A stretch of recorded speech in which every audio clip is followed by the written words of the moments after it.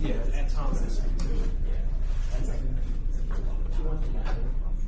Don't turn the stream back on yet, or I don't know if you can choose, but he said about testing to see. The audio is I would tell me would go to. Okay, so we'll hold off until everybody gets in.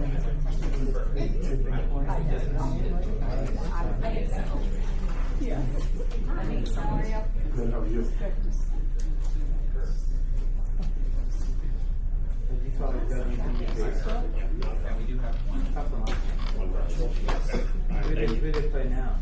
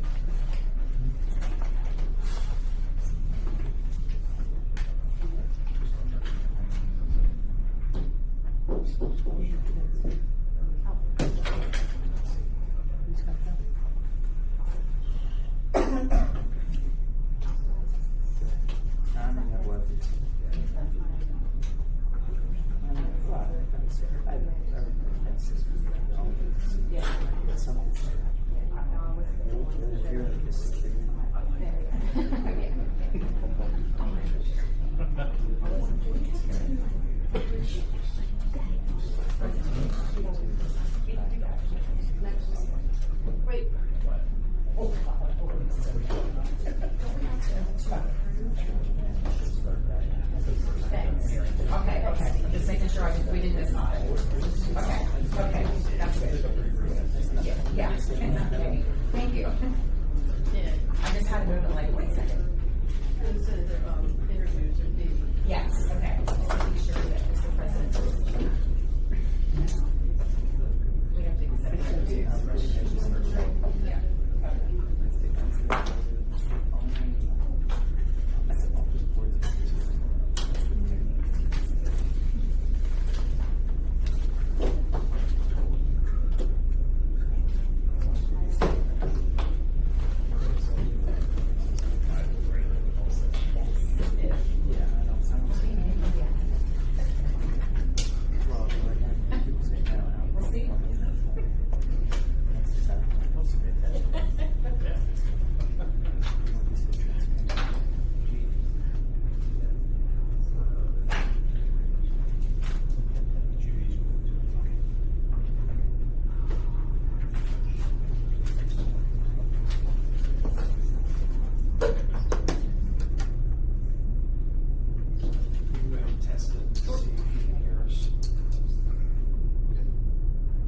Bradley, can you hear us?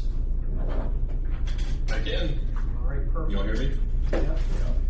The board will reconvene. All right, well, good evening to our three candidates and everyone. On behalf of the Board of School Directors, I'd like to welcome you and thank each of you for your interest in serving the Littlestown Area School District.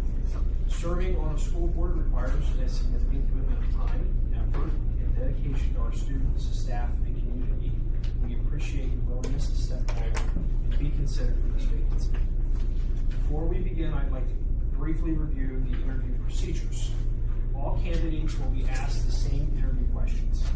To ensure fairness, candidates will respond to each question in a rotating order so that each candidate has an equal opportunity to answer first throughout the interview process. Each candidate will have up to 2 minutes to respond to each interview question. The designated timekeeper, which is Dr. Berryman, will provide a 20-second warning. It looks like this. Can you see that, Bradley? I can. That yellow card? Perfect. She will provide a 20-second warning with 20 seconds remain. When time has expired, Dr. Berryman will indicate that the time is up, and we ask that each candidate conclude their response promptly and done. Board members will hold all follow-up questions until the conclusion of the standard interview questions. Once all questions have been completed, each board member may ask one follow-up question of the candidates if needed for clarification. responses to follow-up questions will be limited to 1 minute or 2 minutes with a 20-second warning provided by Dr. Merriman. Following completions of the interviews and any follow-up questions, the board will discuss the candidates and proceed with the appointment process in accordance with Pennsylvania School Code and board policy. All right, thank you again, and let's get started with question number 1. Why do you want to serve on the school board, and what would you bring to the position? And the first question will go to Mr. Kiefer. Wait, I have a quick question. We need to accept Oh, you're the other correct. 2 resignations You're before we correct. move forward. And you just said that too. Okay. So I got excited because everybody was ready to go. So everybody just take a brief pause. We're going to go back to letter A. Can I have a motion to accept the following resignations of Danielle Brenneman and Mary Brenneman as members of the Littlestown Area Board of School Directors? So moved, Wayne Sullivan. Steve Gerber, second. Moved and seconded. I would like to thank both Mary and Danielle for their service to the Littlestown Area School District. Thank them for their time and their dedication. We were sad to see them go, but we wish them the best of luck and everything in the future. So, any other comments? All right, all in favor signify by saying aye. Aye. All opposed say no. The ayes have it, motion carries. All right, now back to question number 1. Mr. Kiefer, why do you want to serve on the school board, and what would you bring to the position? Yeah, I appreciate the opportunity. Apologies I couldn't be there in person. Missed my first meeting, I think, in the last year or so. But so first off, I'm a father, 2 children in Alloway Creek. And really, as you guys have seen with my presence over the last year or so, I've been spending a lot of time doing a lot of independent analysis because a lot of my background is in financial analysis. I run a 50-person company. We manage about $45 billion in marketing budgets for a lot of consumer packaged goods products. So with that, I'm not only bringing in leadership from a business perspective, but also oversight and governance of an entire team as all of these large multi-million-dollar budgets. Combining those 2 things together, I've learned a lot about the district from a financial planning perspective through the analysis that I've done. And I think I've proven that I'm willing to show up and come with some ideas. It may not be ideas that everybody likes. They might not always be complete ideas. But what I'm coming with is ideas and solutions to start the conversation. So at this point, the district is really facing some structural deficit. And I believe, that I have some expertise that I can bring into this conversation more than just like, hey, I've lived in Littlestown my whole life. I haven't, right? So just be transparent. I've been here for about 3 years, but I am very much involved in the public school system, and I have been. So not only professionally do I have a lot of background that I think would be valuable, I bring solutions, but I also have a lifetime in public school and public education. Both of my parents were public school teachers, so I know a lot about what it takes to, really, be a good teacher, to really understand how to run the education system. So I really don't want a title. I really don't want a position. For me, I just want to become a voice that's helpful for my children. At the end of the day, I do this because I love my kids and I want to be the best dad that I possibly can. And I believe I can do that by representing them as a member of the board. Thank you. Mr. Yelk, do you need me to repeat the question? No, sir. Okay, good. Thank you for having me here. My name is Joe Young. As far as why I wanted to do this, fun fact about me, I'm a 24-year military veteran, still currently serving on active duty. I actually run the unit in Gettysburg. 24 years of being in the military, you see a lot of stuff.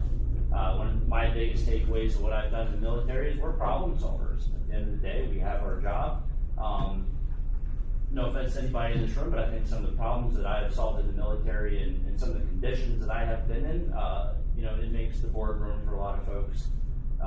Seems like something pretty easy. So the military's been fantastic to me. The best thing that it's done for me is it's let me work with a diverse group of folks from all walks of life, especially because I'm a full-time National Guardsman. So my main reason for wanting to do this is the most intimate you can get with your community. At the end of the day, it's about our children. I have one stepson who graduated from Littlestown a couple years ago, and I have one that's about to go into a sophomore year as well. So believe me, I hear the stories of the school buses and everything that can go wrong, everything that goes right. At the end of the day, we all need to have the same interests. I follow a little bit of, kind of what goes on in these meetings, through social media, rumors on the street. I wanted to see it for myself. Just me, I want to be a bigger part of my community, and I want to have a stake in the future of not only my children, but your children as well. And I think if we come together with the same mindset, maybe with some compromise, I think we can get to the end state where we need to be. Thank you. Mr. Arnold. So, I worked for a multi-million-dollar company for 20 years, managing budgets, set expectations for over 100 employees. So my experience at that level, I feel somewhat qualified there. Also, I'm the vice president for Littlestown LBFY. My truest of hearts is the kids. There's nothing more important in this school district than our students. And that is my number one priority, regardless of my opinions on what's happening in the school district or whatnot. It's most importantly it's for the kids, right? So I am self-employed. My schedule is pretty flexible, so I can get to the majority of these meetings and do what's best for our students. Thank you. All right, question number 2, and we started with Mr. Young. What do you believe is the role of a school board member, and how should the board work with the superintendent and administration? So I think the school board member is a conduit between the community and the school. I think the first word that would come to my mind is a school board member is an advocate. At the end of the day, sure, budgets are great to talk about, contractors are great to talk about. At the end of the day, yes, those are all tools that we are using to help teach our kids, but the actual sentiment of how do we advocate for kids from the educational side, I think is paramount. These two gentlemen have, the financial background. Can't say that I have a financial background, but back to my previous statements and the previous question about dynamic problem solving, I would be interested to hear everybody strung toward where you come from, what's your background, and kind of putting those puzzle pieces together to say, we all have a subject matter expertise in one thing. Maybe something really weird, but that's okay because, hey, who knows, maybe we can use that. So a school board member to me is somebody who is empowered by the community and trusted by the community that is ultimately going to govern and not legislate necessarily, but put these processes in place that are ultimately, at the end of the day, going to make our kids better community members just like ourselves. Mr. Warner. So as a school board, not necessarily we're going to agree on everything, but we certainly will come to a conclusion of what's best for our students. So it's important that we work together to resolve some concerns and bring the policies up to our administration to enforce. It's my evidence kind of simple, but I'm a simple-minded person. Thank you. Mr. Kiefer. Yeah, so for me, the board really is there to set policy and govern and provide direction. The superintendent's job is to execute it. And for a lot of what we've seen over the last year, those lines get a little bit blurred. And I think a board member's job is really to ask the right questions, to represent the community, to really make tough decisions at times when you have financial troubles. So, again, what our job is to do as a board is to really represent the community, hear their voices, understand the children, their perspective, and really to provide guidance and governance to the administration, and then ultimately to hold the administration accountable. The job of the superintendent is to execute not only the strategy, the philosophy that the school comes up with, the mission, but the job is to actually understand the data. Like, what is the data telling me? For me, it was alarming to hear that about 30% of our middle school students are, 2 levels below the reading level that they should be, based off of, I believe it was iReady. So for me, it would be like, okay, I hear data. How are we going to work together to figure out what resources can the board approve that the superintendent can go execute, and then ultimately hold, building principals and others accountable. So I think there's a clear line of separation between governance, community representation, execution, and really just moving the ball forward when it comes to the mission of the district. Thank you. All right, Mr. Arnold, how will you ensure that students remain at the center of board decisions? It's our number one responsibility as a board member to make sure that our kids are getting the education that they deserve. So really we have to enforce what we have as far as policies and ensure that we stand behind what we vote on. All right, Mr. Kiefer. Yeah, so the way I run my business today is I really like to understand what does the day-to-day look like. So for me, it's about understanding from a student's perspective. Obviously, I'm a little bit biased. I have a soon-to-be fifth grader and soon-to-be first grader, so I hear their stories. But for me, it's really about understanding the stories of the students, getting to know what their experiences are, getting to hear some of their dreams about where the opportunities should be. And at the same time, it's really educating myself on the latest. So I was actually talking to Dr. Berryman a couple of weeks ago about some studies that are coming out and some of the theories around, like, maybe we're over-indexing on the use of technology and under-indexing on the old school methods. And where's that balance between understanding the latest and greatest and understanding how students learn? Like, how do we create that human connection in an AI computer-based world? That's something that's really going to interfere with students. But also, as they get older, I really want to understand, where do the kids want to go? Like, when you think about high school, how do we point them in the right direction?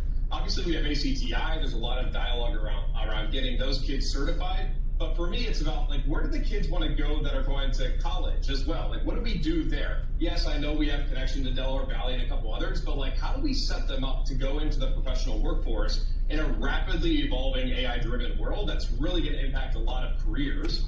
And how do we understand how to guide the kids who want to go into the military and really start to understand those right paths? So it's starting at the beginning from an elementary perspective, guiding them down the right path, and then making sure that we truly know as a board where the students want to go, and that way we have the right resources in place for them to go. Like what we heard from the foundation earlier today. That will be really great as a husband of a scientist. My wife is all about how do we get more science into the schools, because AI isn't going to fully replace science, as an example. Thank you. Mr. Young. It was tough going last. I'll tell you what, first time, tough going last.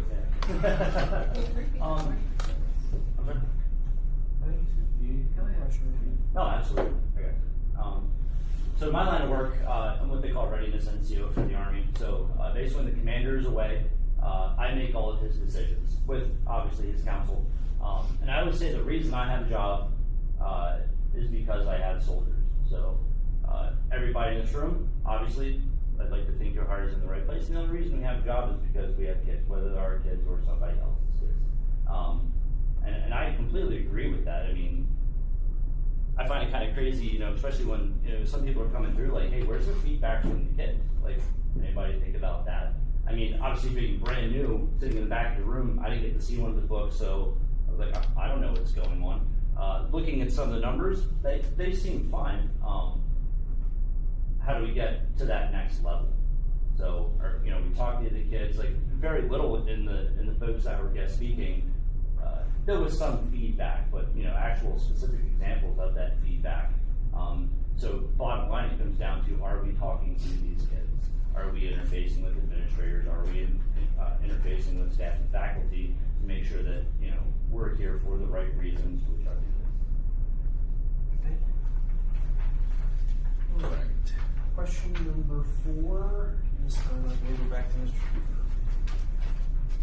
If the district is facing budget challenges, what factors would you consider before voting for a tax increase? Yeah, I think I've proven that with my record in the 5 minutes that I get every week and show up there to speak as a regular participant in these meetings. So doing a full analysis like I've done, I've analyzed the audits, I've started to look at where there's wasteful spend, and what I've found is that the dollars are actually tied up in people, tied up into CDA agreements, tied into Act 93 agreements. So there's not a lot of wiggle room, but even recently, what I've been finding is that there are areas where we can create efficiency. So I really applaud Dr. Berryman and taking some advice from a few months ago around finding more efficiencies by utilizing AI to actually enhance the ability for the teachers. And when you start to utilize something like AI, it allows them to not have to have as many resources. Well, the reality is that this district has a financial situation.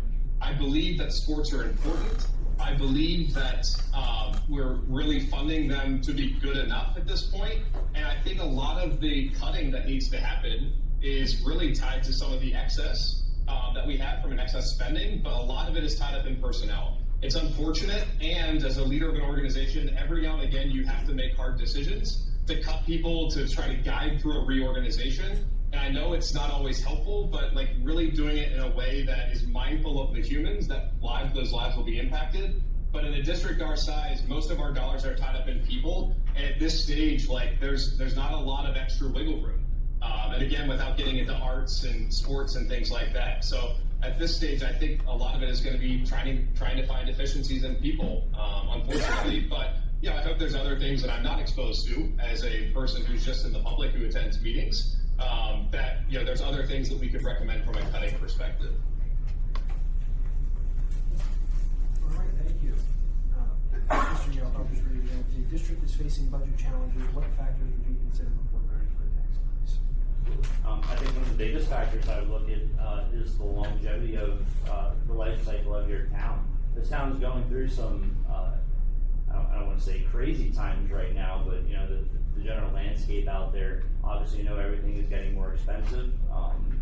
You know, there's houses being built, there's people moving out, there's people moving in. Obviously, I don't have any, not knowing the question, I don't have the absolute specifics on, you know, what those trends are concrete, you know, what they mean as far as revenue and dollars. I mean, I'm quite the opposite. I would rather tie money up in people. So, you know, people, the ones that are competent, the ones that teach our kids, that we put our faith and confidence in for 8 hours a day for, you know, 180 days a year, whatever the, you know, length of the school year is. Personally, I would like to see other avenues at how do you get more money from your state government? How do you get more money? How do you get more grants? Personally, I think it's criminal that, you know, we don't spend more money on schools. I think it should never be a conversation that we have to cut, but unfortunately we do. Like I said, prioritizing people, which prioritize our student body. Yeah, you know, excess cuts have to be made around, let the kids pick, you know, like, hey, like, what are we doing here that you don't like? You know, what do you like? Obviously, we're not letting, you know, kindergartners or, you know, freshmen in high school, you know, dictate what the school budget is, but, you know, I'll find out, you know, as a military recruiter for almost 10 years, like, if you talk to kids, they'll tell you what they want. They'll tell you what they don't want. And I find it a little remiss that, you know, we don't involve the student body in more decision making, you know, around budgetary constraints that school boards have. Thank you. Mr. Arnold, if we're facing budget challenges, what factors would you consider before voting for tax? You know, it's hard to follow Joe because he's kind of put the word right out of my mouth. I mean, it's all about the kids. You know, it's all about the, you know, listen to the students, see what they have to say. You know, it's important that they have a voice. You know, and we take their ideas and bring it to us and see what we can do better financially. You know, if it means cuts on certain activities or whatnot, then that's what we're gonna have to do it. You know, or if we have to raise the taxes, it's a burden. Unfortunately, it's a burden, but you know, we've got to do what's best for these kids. And if we got to raise taxes, we're gonna have to raise taxes. You know, am I a advocate for raising taxes? Absolutely not. I pay a lot of tax, you know. But if it goes to the kids and if it's going to a good cause, it's the reason why we need to raise taxes. Then, and that's our only option. Then we have to do it. You know, you can't let our kids suffer in this school district. And you certainly don't want to take away from athletics, because that's a whole nother avenue to creating young adults in this world. Coming from youth organizations, it's great to see these kids mature from a young age up through high school, through athletics, because a lot of kids don't like school. I have a stepson that does not like school, but he loves sports, and that's what keeps him coming back to school. That's what keeps his grades where they need to be to allow them to be successful in school. Thank you. Number 5, starting with Mr. Hill. If you disagree with another board member or board decision, how would you handle it? On day one, or once you know them? You've seen a little bit today, and everybody guy's character, facial expressions say everything, folks. I want you to know that right now. Even from the back of the room, I can see the dynamic kind of evolving already. Any relationship involves compromise. There are some folks on this board that I'm sure are hard-headed as the day is long. I'm sure there are some where, if you can talk to them the right way, you might get them to budge. Number one, you have to pretty much ask yourself, can I even change this person's mind? We live in a horrible culture nowadays where there are people that are so steadfast in their beliefs. Not always a bad thing, but, maybe it is the wrong belief. Contrary to, to what you may have been taught, there is a right and wrong in this world. I think it's gotten a little muddy, over the past 10 years. So, like I said, compromise and thinking about an argument methodically and divergently enough to actually talk to somebody as an adult, as a peer, not with the funny faces, not with the, the disparaging remarks. We're all adults in this room. Candid conversations, understanding how somebody works, and ultimately meeting in the middle, I think can do a lot of good for this world, to including the school. Thank you.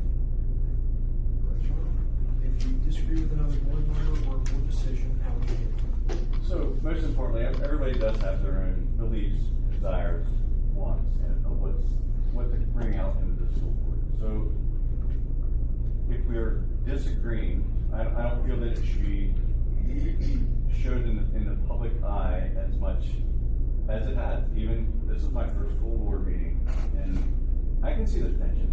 You can see it, and this isn't the place for it. If we have to discuss it outside of this in the executive session, whatnot, we should not be airing our concerns against each other in the public eye.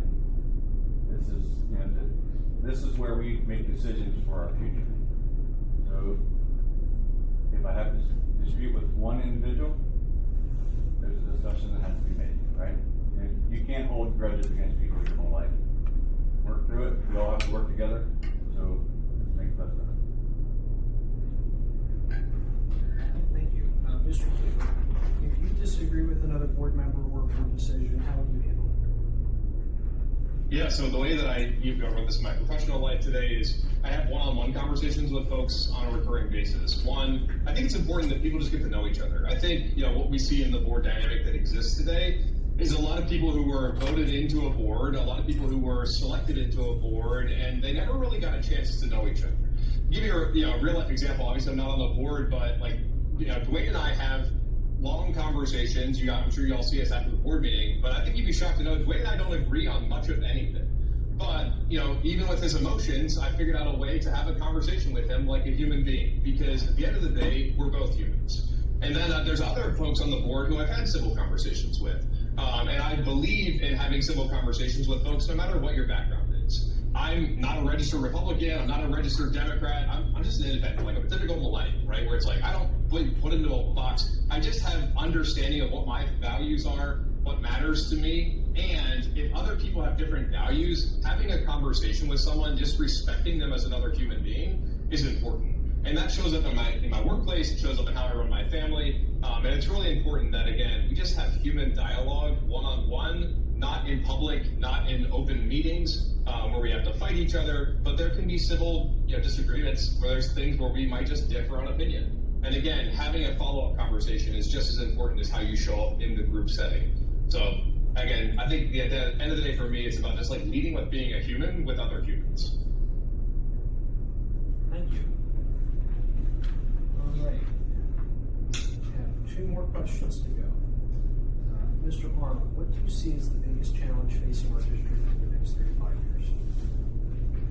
So, our community is growing, and that means our budget needs to change. So, analyzing our budget, being thorough with our budget, making sure that we're putting money to where it needs to be to benefit the students.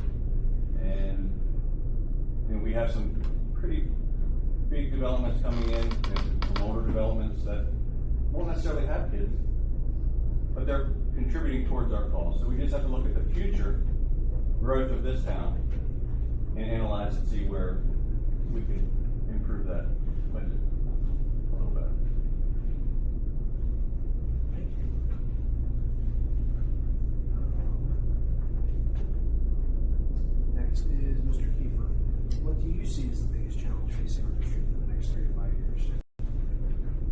Yeah, for me, there's two things. One, based off of the 3 to 5 year analysis that I've been advocating the district to do, and really starting to highlight the fact that our expenses are outpacing our income, and we have to rely on the government. Obviously, I agree with one of my, I don't know what you call them, like my peers here on this around like, yes, there's things that we could do to advocate to the state government, but the last thing that I want to do is hope the state government will deliver us out of this, because I just, I don't have hope in that.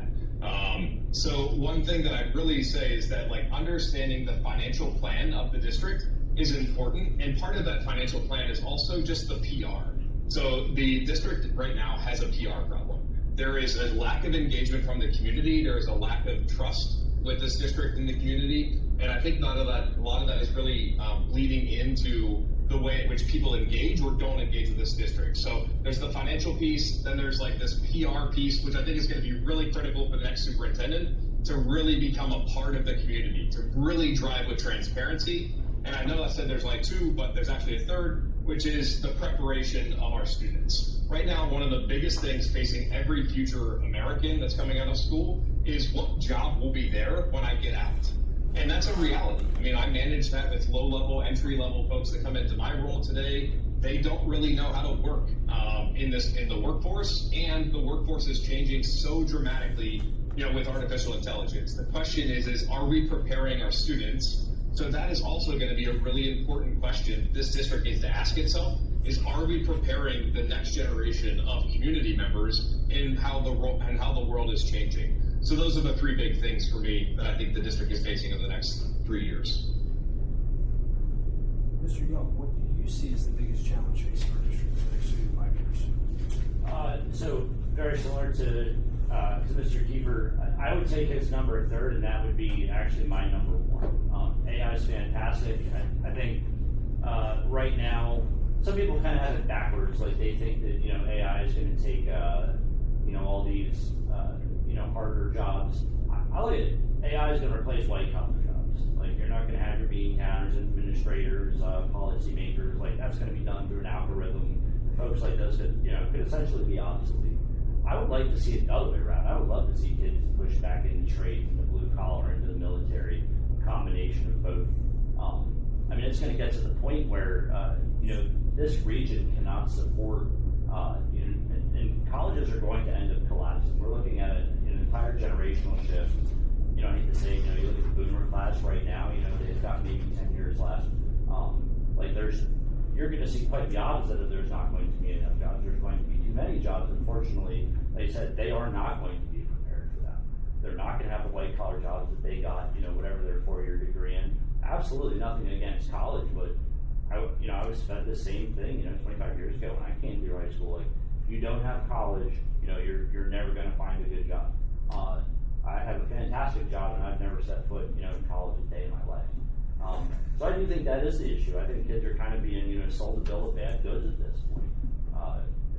Like I said, having spent a lot of time in high schools, in the past few years, you never see kids that want to do trades. And I find it wild in Adams County that we don't push trades more. I mean, the ACTI that's, here in Adams County is a fraction of the size of, some, not so much larger towns and cities. So the biggest problem I see is 100% career direction for how we're pushing kids to make a living nowadays. Thank you. Thank you. All right, our final question is there anything else in your last 2 minutes that you would like to share with the board? So, Mr. Kiefer, we'll start with you. Yeah, I think I mentioned a lot of it here today, which is I think I've proven my passion for this district in my appearance at almost every meeting that the board has hosted, whether it's a different committee or the working sessions or the regular board meetings. I've been passionate to bring solutions rather than just complaints, and I'm not stirring any social media pots. And I'm really trying to educate folks based off of what I can bring to the district in regards to some financial planning, some strategic planning. I also believe in the future of artificial intelligence I've mentioned, as well as the trades. That's another big thing that I don't think this district is really focusing on. And Jeannie, I appreciate you always bringing up, like, what is the plan once we buy the land for ACTI? Because again, it's not just about like how do we get what's going, but how do we think about this financially? How do we plan for this? Is it just going to be another, bucket of money that we're going to have to start, somehow recovering out of a different line item? Because we do need the trades, right? That's where, I agree with my colleague or my peer here as well. So at the end of the day, I think it's just the fact that I show up, the fact that I'm passionate about the education, that I have the experience that I believe can really, make me an individual contributor on this board that helps us push forward and generate solutions. So appreciate the opportunity, everybody, and I look forward to continuing to working with you all in whatever capacity that you give to me. Thank you. Mr. Young. First of all, thank you for the opportunity to be here. This has been quite an eye-opening experience. I've had a blast already. It's been the best 2 hours of my life. So, You're going on 3 now. Oh, is it 3 now? You're gonna hear my stomach start rumbling here too, and everybody's gonna be really mad. So, listen, I'm a very faith-centric person. And listen, I understand rules between separation church and state and everything else. High trust societies, we need to start building high trust societies, and that starts with our children. I am all about, yes, we can talk about money, we can talk about supplies, but like I said, the educational role and what we're teaching kids, that is the fundamental foundation. I wouldn't say Littlestown's a rich area, I wouldn't necessarily, it's an economically repressed area. At the end of the day, we have to find some commonality between these kids. We have to find out what's going to unite them. I said, I've heard stories from my oldest and my youngest. Days have changed since we went through high school. So, part of me is, trying to figure out, hey, how is this evolving? And, where do we see this in 5 to 10 years? So, I very much look forward to, if I'm chosen for this, to be a part of that journey, because the human psychology is a fascinating thing, especially in, children. They always say out of the mouth of babes, and it's crazy to hear what kids say nowadays. So I'm definitely here for it. I appreciate your time. Thank you. Thank you. Mr. Rowe. First of all, thank you for this opportunity. As you can tell, I'm not a public speaker. I don't do well in these situations, but I am a positive thinker. I think towards the future. I think about the reason why I'm in that position. And, I didn't touch on the trade school stuff. I never went to college. I knew I wasn't good at school. School was not for me. So to have the options of trade schools, military options, and athletic routes to help these kids is important. And, I'd like to see that grow, right? So, just I look forward to the opportunity to be on the board and make positive changes towards our school board, our students, our teachers, staff. I look forward to working with all of you. Wonderful. Well, thank you. At this time, do members of the board have any follow-up questions for the candidates?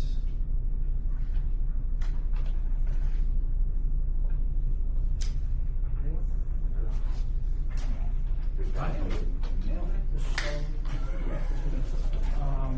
Do you have to ask everybody? Okay, here's my question. To all 3 of you, what really made you very interested in coming to be on this board? That was literally the question. Well, I want to personally drive them. That's what I'm asking. They answered the question. Yeah, it was the question. So yes, the I answer was is yes. weird. I think I said it was the students, if you want to mind. Yeah. Yeah, the students, okay. But I'm just saying, okay, let me repeat it. I'm sorry. Since I haven't seen some of you at any board meetings, that's the question I'm asking. Yeah, that's a fantastic question. I'm sorry, I said it wrong. I think I understand. So you're basically saying, hey, you've never been to a school board meeting. Mm-hmm. I couldn't pick you out of the lineup. I don't know you from Adam. Why all of a sudden, Right. how and why are you here tonight? I think it's a fair question. I mean, there comes a point in every man and woman's life where they decide they need to take action. Whether that's over time or whether that's you wake up one morning and you say, hey, I'm going to stand for something. Like I said, for me personally, I'm going to retire by next December from the military. 25 years, wrapping it up. It's been great, it's been real, it's been fun, but it hasn't been real fun. What's my next chapter? So having lived in a service, industry, not service industry, but in the service for, 25 years, what's my next calling? To me, I think this is my next calling. I love politics. It's absolutely enthralling to me, not just on a national scale, because not the national scale stuff doesn't affect the local, but everybody wants to, complain about politics, but they never want to get involved. And like you said, the community doesn't engage, and when they do, it's all negative. So at this point, how do you turn the tide? How do you get local people involved? So y'all want local people involved that haven't done this before? Well, here we are. Mr. Oak? So, fresh faces, right? New challenges that I don't personally know many of you, right? It's more on the lines of what's best for the kids, like we said at the beginning. And,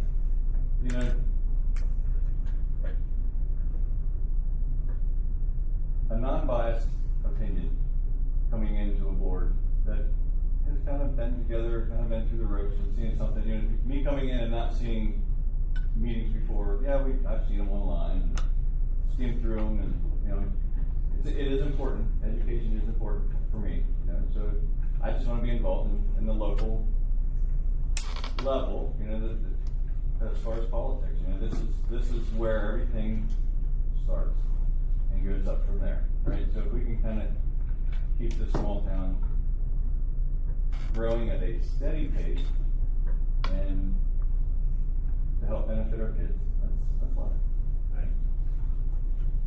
Mr. Kiefer?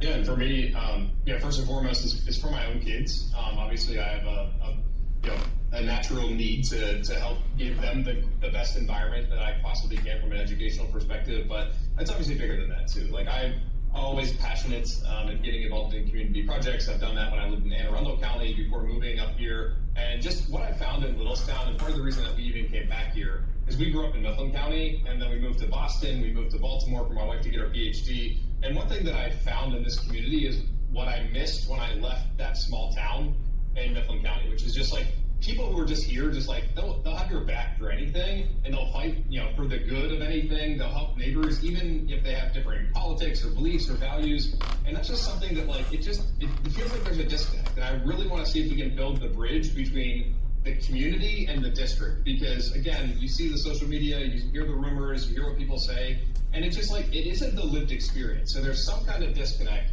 that I believe we could build that bridge back between the community and the schools. And ultimately, the schools are the feeder system for the community. So that's what I really want to get passionate about, is like, getting involved in this small town and really empowering my children to live in an environment that they can have the best education possible. So those are the two big reasons that I'm involved. All right, any other follow-up questions? All right, at this time, let's take a minute or two just to review notes and everything, and then in about a minute, I'll have Mr. Walker explain the voting procedures.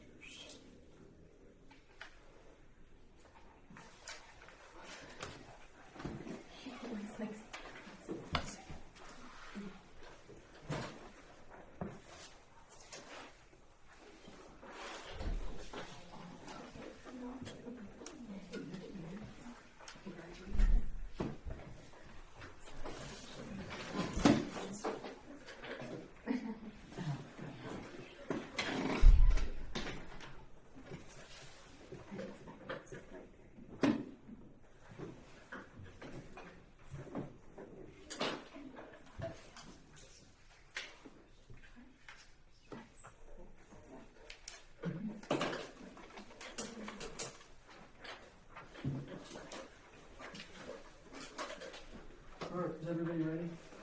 Yep. Mr. Walker? Sure. So there's typically two ways that I see clients do this. You can nominate a candidate and get a second and vote on that candidate. I tend to not recommend that approach, because then there's a race to the nomination. It could result in the board voting no on a candidate if they aren't the one that we want to go forward with. Here you have two vacancies, so the approach that I'm recommending is we'll have a motion to fill the vacancy created by the resignation of Danielle Brenneman, and that'll be a motion. We get a second, and then everyone would state, it'll be a roll call vote. You will state the name of the person you are voting for. We need 5 votes to fill a vacancy, so if we get 5 votes for that one, great. If it's 4 something something, we can revote, drop the lowest vote getter for that seat, vote again. If we have 5 votes then the remaining 2 candidates will go on to the next one. It'll be motion to fill the vacancy created by the resignation of Mary Bredman, and we'll do the same thing. You state aloud the name of the candidate you're voting for. Is everyone comfortable with that? Okay. All right, can I have a motion to fill the vacancy created by the resignation of Danielle Brown? A motion on the floor, do I have a second? Second, Janelle Ressler. All right, we have any discussion? If people want discussion, that's normal procedure. If you want, otherwise we can go to vote. Any discussion? Hearing none, Mr. Shoemaker will call the roll, and all board members will state the name of the candidate that they wish to vote for. Okay. Stephen Yerger. Joseph Yelp. Donna Bayless. Bradley Kiefer. Allie McCall. Joseph Yelp. Nick Lowe.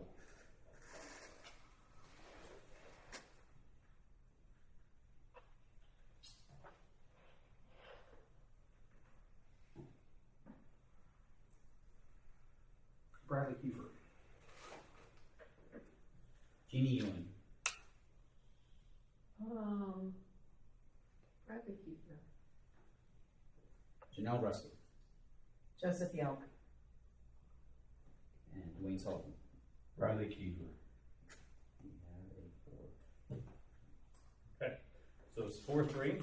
What I would recommend is then, well, so it was 4-3, correct? Correct. We need 5 to fill. They have 5. Yes. We could go about this 2 ways. We could either revote, but it may come out the same, or we could do the other approach. Since Mr. Kiefer received the most votes, we could have a motion to approve Mr. Kiefer and have everyone vote on that candidate. It's up to you guys.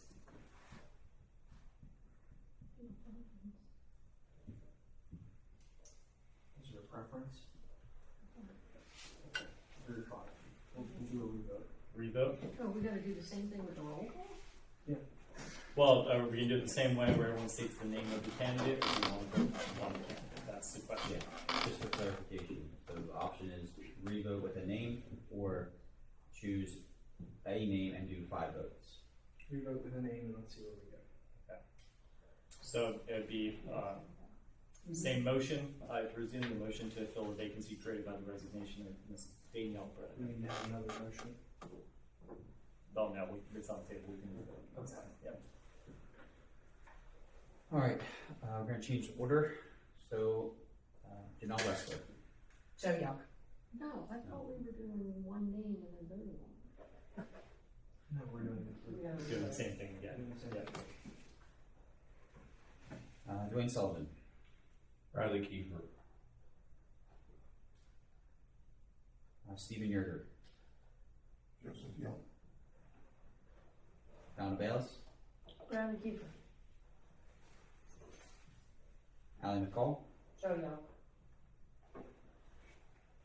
Nick Lovell. Joe Young. Jeannie Ewing. Joe Yelp. All right, congratulations, Mr. Young. You've been appointed as a member of the board. All right, at this time, we will move to filling of second vacancy if the board so moves. So can I have a motion to approve, can I have a motion to fill the vacancy created by the resignation of Mary Brennan? So moved, Dwayne Sullivan. I have a motion on the floor. Do I have a second? Second and Alan McCall. Moved and seconded. Any discussion? Hearing none, Mr. Shoemaker will call the roll. All right, Jeannie Ewing.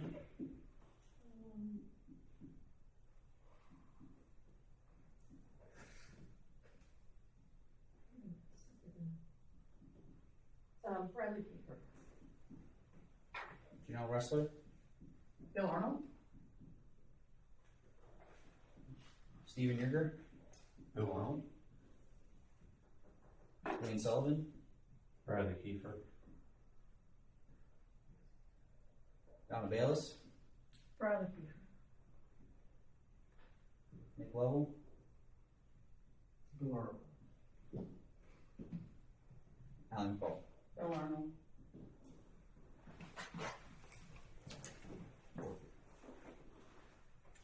Four or three. Same thing again. We open it up for any discussion if you want it, or Any discussion?